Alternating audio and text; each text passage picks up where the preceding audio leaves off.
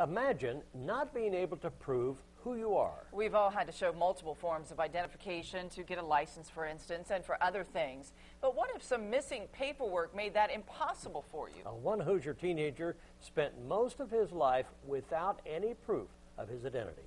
News 10's Amanda Jarrett shows us how, without a paper trail, this teen's future was uncertain. A smiling little boy with his loving mother.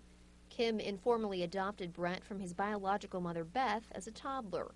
But when the time came to make it official, Beth was nowhere to be found. Everywhere we would go, it just hit a dead end, you know, and she decided to hire a PI. But the investigator couldn't find Beth or any paperwork for Brent. No birth certificate, no social security card, no idea where he was born, no proof he exists.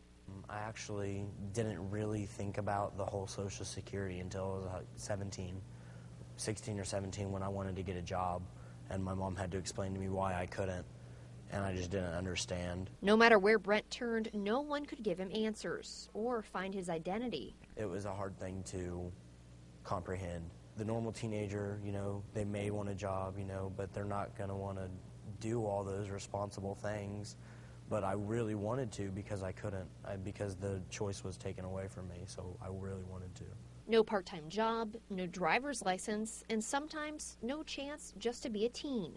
They've actually cracked down on carding at movie theaters, so to see our movie, you have to be 18 or 17 and show an ID. So, no scary movies for me. Then one day his inconvenience became a nightmare. Brent found that without an ID, filling out paperwork for college was impossible. You know, I just felt like I was hitting a dead end and that I wasn't going to go anywhere after high school. With no answers from the government and no hope anywhere else, Brent turned to newspaper columnist Matthew Tully.